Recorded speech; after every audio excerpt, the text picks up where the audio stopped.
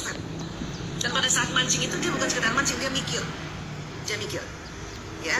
Nah tinggal sekarang di rumah bisa nggak dia mikir dengan santai, tidak dihubra-hubra, tidak didesak-desak gitu, ya kan mancing ikan maksudnya kan? Apa mancing kemarahan? Yang mana? Mancing ikan kan? Makanya kok sampai subuh?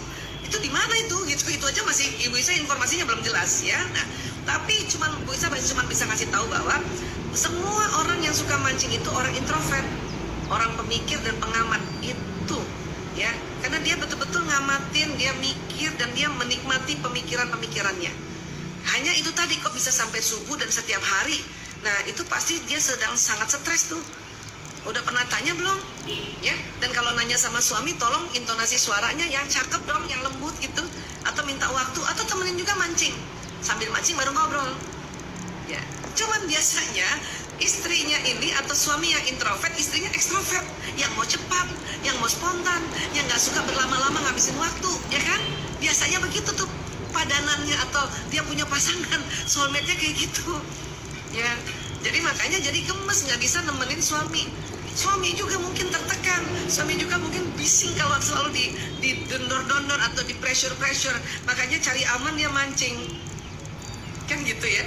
Nah itu dulu yang perlu ditanyakan, ada apa, kenapa kayak gitu ya. Terus ini dulu nih, mulai kapan mancingnya? Waktu sebelum menikah, waktu ta'aruf pertama, atau misalnya di awal-awal kenal itu udah suka mancing apa? Ya kalau misalnya baru-baru ini, ya itu tadi bisa jadi dia stres ya, bisa jadi dia stres, dia nggak ada mengungkapkannya susah, karena biasanya orang introvert itu suka males ngomong sama istrinya, karena pengalaman sebelumnya baru ngomong satu kalimat, istrinya udah 10 kalimat, itu lagi yang bikin dia pusing, makanya mendingan dia liatin ikan.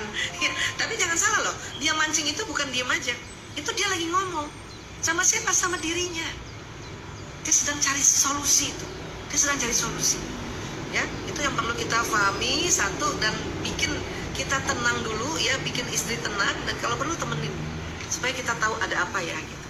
Ya, walau alam bisa atau tidak, tetapi usahalah, karena ini sebuah ikhtiar, dan inilah juga yang membuat nanti sang istri menjadi ladang amalnya ini, menemani suaminya mancing. Ya Allah, saya baru tahu tuh ada mancing sampai subuh. Di mana tuh juga nggak tahu ya. Jadi